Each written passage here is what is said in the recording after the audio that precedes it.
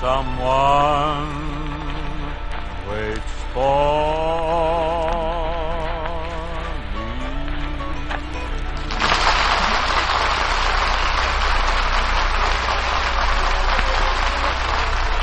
This is Ken Carpenter welcoming you to The Bing Crosby Show, presented by Chesterfield. The Bing Crosby Show, produced and transcribed in Hollywood with John Scott Trotter and his orchestra, Judd Collins with the Bears, and Bing's guests, Miss Peggy Lee and Mr. Abe Burrows.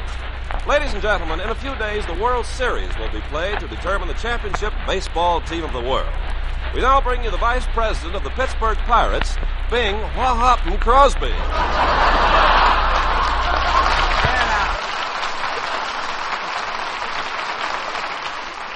Now, Ken, that was a cruel and unreasonably derisive introduction. I'm sorry. Don't forget, Pittsburgh is still in the top 8. Oh, that's good, yeah. Grand. Bing, I hate to gloat, but what about our bet? What bet? Well, you bet me a new hat last spring that you and I would see the World Series in Pittsburgh this fall. Now, please pay up. Don't be in such a rush. We're going to fly there and watch it on television. Now, look, that's not fair. Bing, I never thought you'd stoop to such a trick. It's getting harder and harder to collect from you. It's getting harder and harder to stoop, too. Okay. I'll buy you a hat. What kind of hat you want? Well, I'll tell you after the show. What do you mean after the show? Come on now. What kind of hat do you want? Oh, I don't want to discuss it. Ken, you'll either tell me now or you don't get the hat. Now, what kind of a chapeau do you desire? Beanie with a propeller on it. Oh. What do you want with a propeller beanie? I thought I'd give it to John Scott Trotter. Propeller beanie won't help Trotter. He needs a 4-motor job. Hey, stop this nonsense now, Ken. Go get yourself a hat, and I'll pick up the tab. Whatever it is, I don't care. Where shall I get it? Well, go over to Chasen's restaurant and swipe one. If you get caught, I'll pay the fine. Imagine me getting hooked for a hat on account of the Pirates. Well, there's one consolation. The Cleveland Indians didn't do so well either. You know, everybody can't win, Bing. That's right, Ken. Baseball isn't just winning pennants. It's the game that counts. The management of the Pittsburgh Pirates is proud of the team. They're a great bunch of boys, and they have our admiration and respect. And they will continue to have it even next year when they're playing for Anaheim.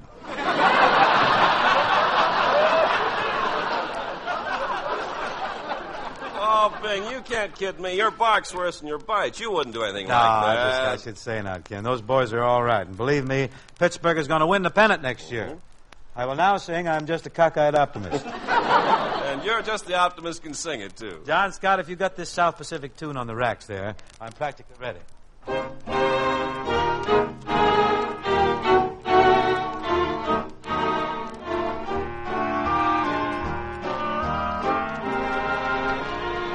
When the skies are bright canary yellow, I forget every cloud I've ever seen.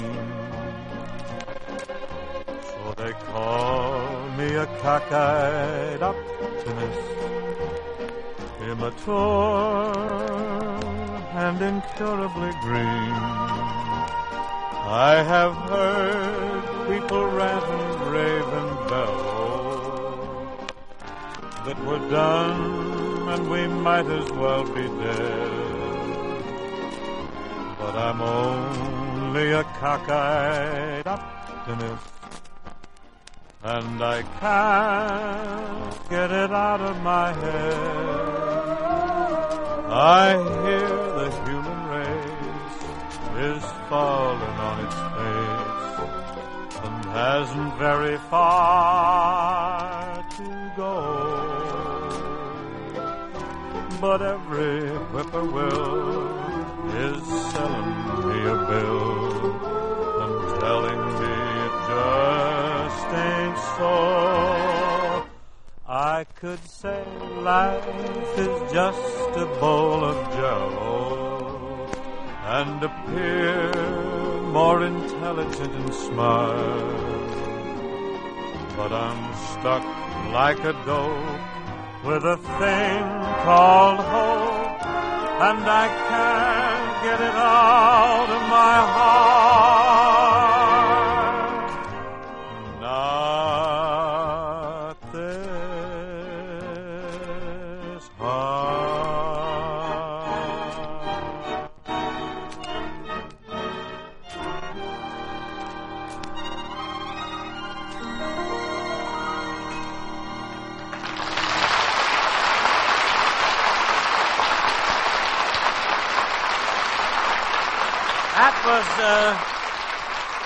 That was The Cockeyed Optimist, one of the numbers that Mary Martin does so wonderfully in South Pacific. Bing, you ought to see the people lined up downtown in Los Angeles this afternoon waiting to get tickets to South Pacific. South Pacific opening here? Oh, no, that's the end of the New York line. Oh. Well, isn't that something? Isn't this remarkable? South Pacific got a line across the country before television did, huh? Oh, boy, I'd love to be associated with a hit like that. Well, you are. You mean my new picture, Top of the Morning? No, your new product, Chesterfield. Yep. Chesterfields are a big hit, all right. Oh, yes, Bing. They've been lining up for Chesterfields for years. People everywhere know that Chesterfield is the best cigarette to smoke because they're A, always milder than other cigarettes. B, better tasting, taste better than other cigarettes. C, cooler smoking, smoke cooler than other cigarettes. And here's the reason. Chesterfields are made of the right combination of the world's best tobaccos and the purest of cigarette paper. Once you smoke Chesterfields yourself, you'll agree with the millions who say, it's my cigarette. Right, Ken. Now, folks, here's the hit tune from that great production, Chesterfield. Chesterfields satisfy women and men. Chesterfields over and over again. Milder, much milder, all smokers agree. Always buy Chesterfields ABC.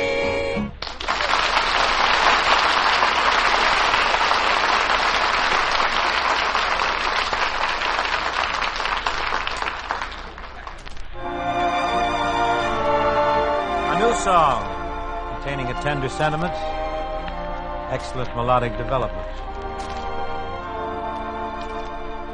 The longest mile is the last mile home.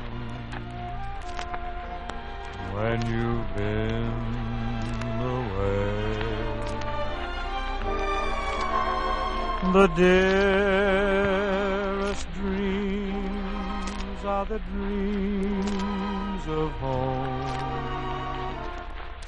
When you've been away,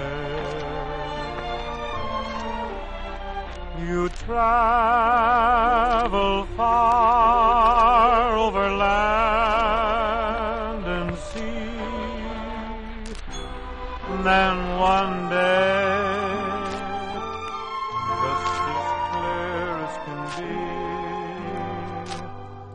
sweetest smile you'll ever roam is the last mile home.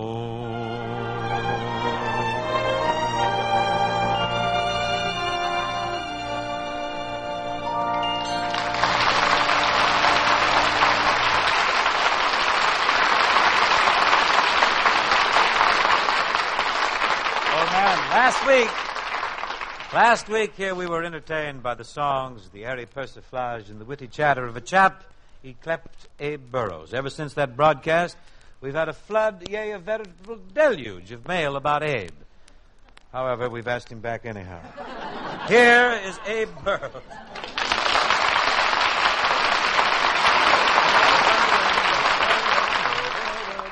Hello, I'm Burrows like he clept me. I don't know nothing about this disparaging mail you speak about, Crosby. All the letters I sent in were great. Well, hot or cold, I'm glad you're here. Sorry as I am that you must go back to New York tomorrow. Well, I'd stay here in California if I had something important to do. Like, say, if you'd put me in one of your pictures. Incidentally, I saw that Top of the Morning thing. Did you like it? Oh, very much. I thought it was sensational. I mean, seeing you and Barry Fitzgerald together is exciting just for the sheer novelty of it. Well, we were searching, aspiring for something novel. I think we may have attained it. I think we should be given a lot of credit for our daring and the unusual approach in casting Barry Fitzgerald as an Irishman. Thinking. Very brave, yes. Yeah. Oh, very brave, yeah. Instead of Donald O'Connor. Fitzgerald is wonderful. I love him. But it's kind of a little hard for me to understand him sometimes, you know? Say, Bing, is it true that in Top of the Morning he spoke the same dialogue he used in Going My Way? That is absolutely false. He spoke exactly the same dialogue he used in Welcome Stranger. Abe, I didn't think you cared about making pictures, really. That ain't true. I've always said that if a good picture came along with a good solid part and the money was right, I'd take it even if the picture was awful and the part was terrible. That's the spirit, Abe. The only thing that can keep a guy like you from being a hit in pictures is if you make some big mistake, like getting in front of the camera or something. Wait a minute, Bing, you could use me. In Top of the Morning, you did a whole scene with a dictaphone. Don't tell me that I ain't warm and got more sex appeal than a dictaphone. I should be in pictures. Abe, just because you got more sex appeal than a dictaphone is no sign that you're another Milton Berle. Another Milton Berle is absolutely out of the question. Look, Bing, you may not have a part in a picture for me now, but you might keep me in mind when the time comes for you to make your life story. My life story? Yeah, or do you think Jolson has killed that racket? Oh, no, I hear the second picture, Jolson Rides Again, very good. Oh, the title... Rides Again, isn't it right? The title is... What is it? Oh, The title is Jolson Sings Again. I just fell off a load of punches.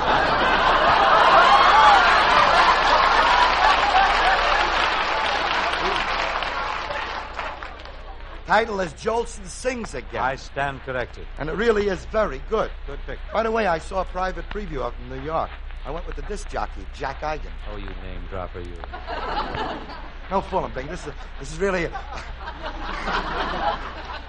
it's a very funny anecdote I want to tell you about. What happened with you? Let me hear. Just before the picture started, we were in this private projection room. I said to Jolson, I said, "Hey, Al, before the picture starts, is there anything you want to explain about it?" And Jolson says to me, he says, "Yeah, I'm going to explain you ain't in it." And then Jack Eigen says, "Tell him to explain he ain't in it either."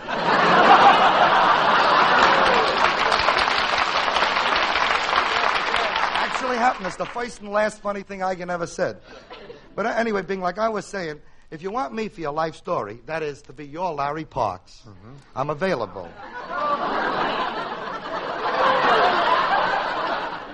And with me, old boy, you won't have to dub in the singing. Hey, Abe, I tell you what. You talk to my brother Everett about it, and if Everett turns you down, go to my brother Larry. He's got nothing to do with it either.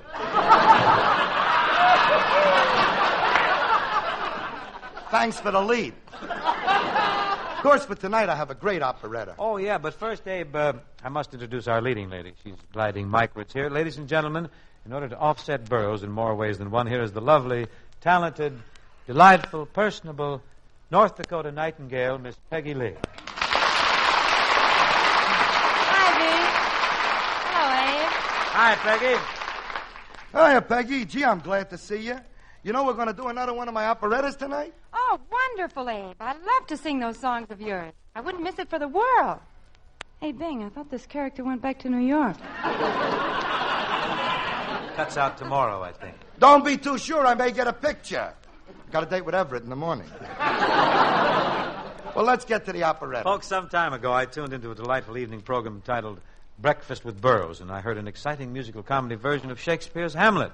I thought it might make a good musical for Paramount, so I've asked Abe to rewrite it to include Peggy and myself, and we're going to try it out tonight. Abe, take over, eh? Entirely. Now, ladies and gentlemen, as my learned colleague has told you, I have rewrote Shakespeare's Hamlet. You all know the story of Hamlet. It's about this Hamlet fella, a prince of Denmark.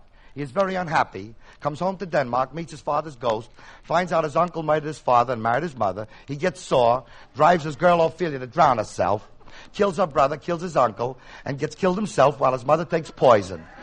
It's a million laughs. Of course, I've changed the plot to make it a gay, glorious, Technicolor-type musical. Also, I'll probably change the title. If I sell it to Paramount, I guess I have to. I may call it something like Dancing in Denmark. Why don't you call it Top of the Smorgasbord? That's facetious. Say, on account of the... Just barely. Say, maybe on account of the costumes in the picture, maybe I'll call it Crosby Wore Tights. Oh, wait a minute. Connecticut Yankee, I wore tights. Gave Betty Grable a bit of a scare, you know.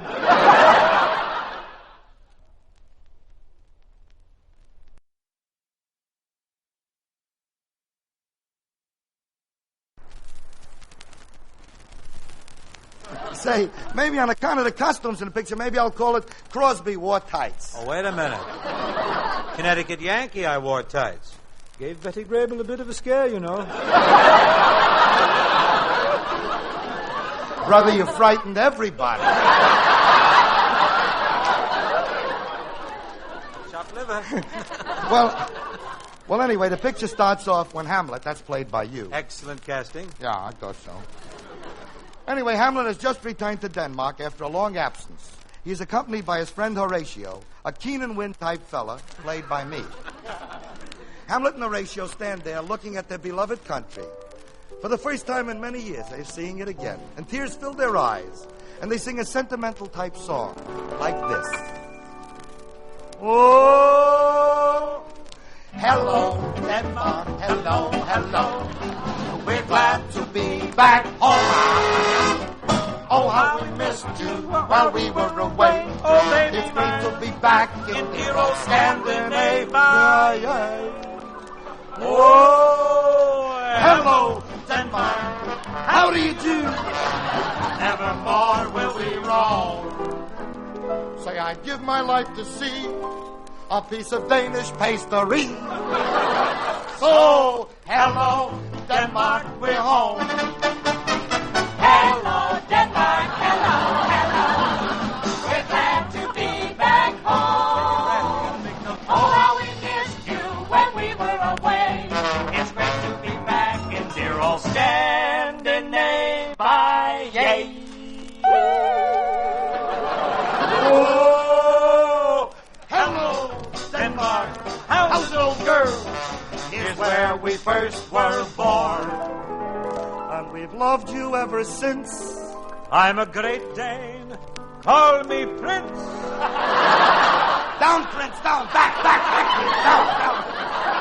Oh, hello, Denmark. Good to see you, Denmark. Hello, Denmark. Hello. Yeah!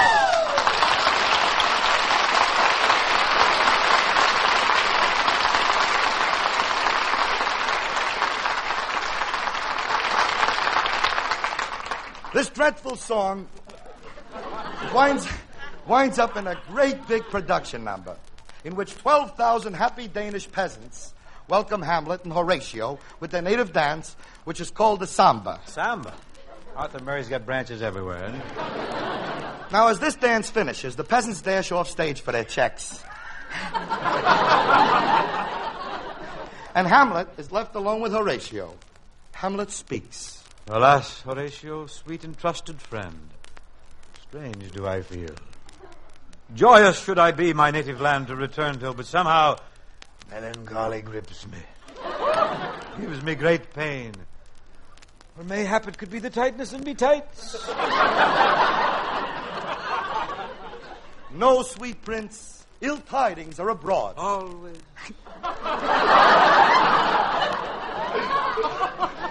But today, on yon parapet, I met a ghost. 'Twas thy father's ghost. 'Twas? How didst thou know 'twas my father's ghost? By thy father's mustache. Tell me, Horatio, sweet friend, what father news has what further news had my father for me? Well, your old man, your dad hath informed me of these grim tidings. Your uncle was the one who hath slain him, and he hath also slewn your friends. What foul and scurrilous deed hath been done? Slewn my father and slewn my friends? I wonder where he is now. Probably in some slough.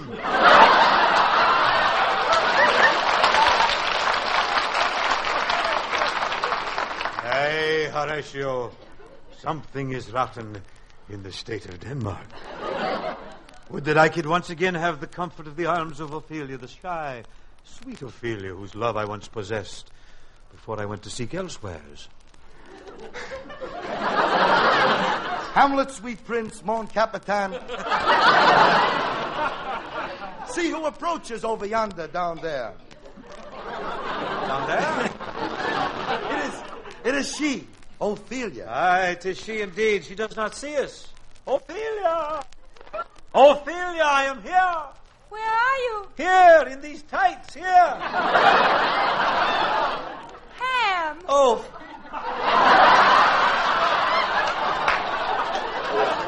Beloved Ophelia, 'tis sweet to hold you close again. Sing me the song you sang me when first we met. Stand by, bud.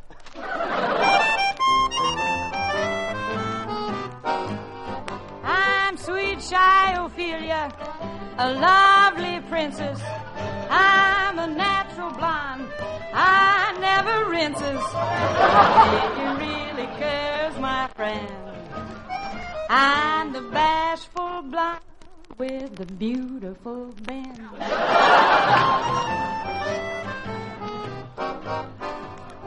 Gee, Prince Hamlet, I go for you. Won't you say you love me too? Take me home and make me your bride. Believe me, baby, it's cold outside. Take me in your arms, you melancholy dame, or else I shall be melancholy too.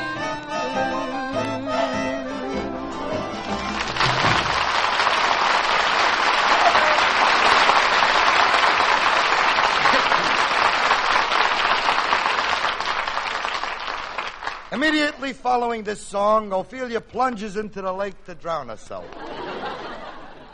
And here we do a big underwater production number. What you'd call an aqua-type cave. At the end of the number, Hamlet dives in and pulls Ophelia out of the water. As he drags her onto the shore, he says... Sweet Ophelia, are you all right? Oh, Hamlet, you foolish boy. Don't you know I only went to South America with that polo player to make you jealous? I know that dialogue doesn't make sense. No, it's all right. We had to make a big cut in the middle for a production number. And now comes a big moment. That was from left field. Yes. Now we're coming to the end of the picture, so it's time to start the plot. Suddenly, all of a sudden, right away, Denmark is struck by an earthquake. And Hamlet's uncle, who has usurped the throne, is killed. Also, the palace is destroyed. Hamlet is now king of Denmark. But alas, I have no palace. Hamlet is terribly upset. Doesn't know what to do to raise the money to build his palace. Suddenly, his friend Horatio has an idea. He says, Hamlet, I've got it. An idea how we can raise the money. How? Why don't we put on a show? Isn't that nice? Fresh idea, new thought. At this very moment, a big airliner is forced down in Denmark. This airliner, where do you hear this? This is all new. This airliner happens to contain Alan Ladd, Gary Cooper, Betty Hutton, Paulette Goddard, Gloria Swanson, Billy DeWolf, and Bob Hope. Hamlet asked them, will they help him raise money for the palace? And they all agreed to do a show. Except Hope. He wants to do 2 shows. Anyway, they put on a big show. It's a big success. The money is raised due to Hamlet's effort, and a new palace in Denmark is built. And everybody joins in the big, happy finale. Everything is okay in Denmark now. Things are all right with the Danes. Something was rotten, but now it's forgotten. Thanks to you, Hamlet. Well, it really was nothing. Everything is okay in Denmark. Okay.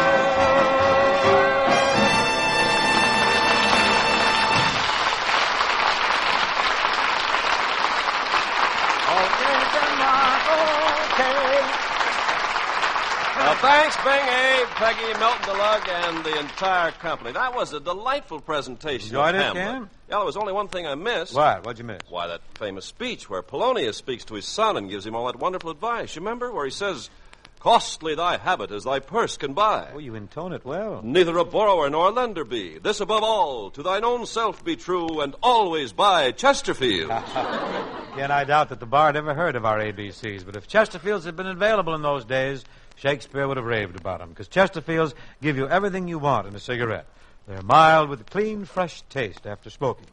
Yes, whatever you want in a cigarette, you'll find in Chesterfield. So take my tip and smoke them. And here's another tip, Bing, concerning the Chesterfield birthday carton. Oh, yes, that sure makes for a happy birthday. Sure does. The Chesterfield birthday carton is the best birthday present because it contains 200 milder Chesterfields in an attractive gift carton with pictures of Arthur Godfrey, Bing Crosby, and Perry Como. And after you finish smoking the carton, those three pusses make excellent targets in case you want to start a dart game. So the next time someone you know has a birthday or wants to throw some darts or both, give them Chesterfields and the beautiful new birthday gift carton. Peggy Lee and I are going to try to develop a little blend here on the ballad from Top of the Morning.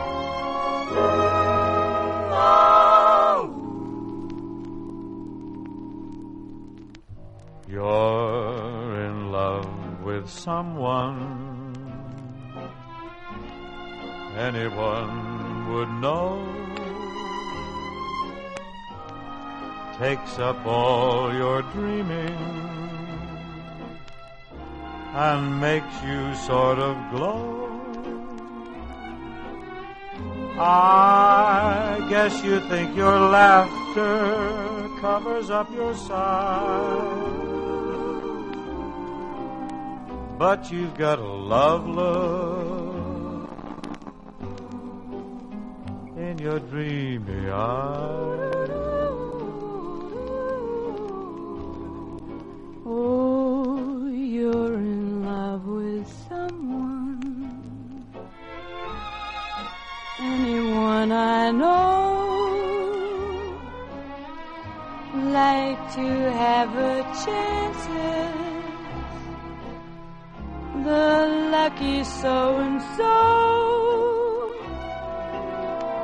Forever and forever she'll be loving you naturally.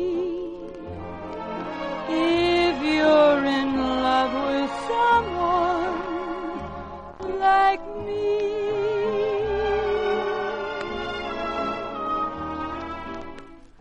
You're in love with someone Anyone would know. Like to have his chances. The lucky so-and-so. Forever and forever he'll be loving you naturally. If you're in love with someone, it's plain enough, I know. If you're in love with someone like me.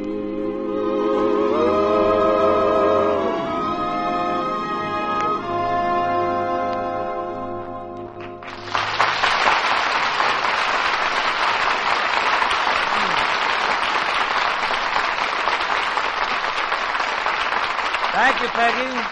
Thank you very much. That about does it for tonight.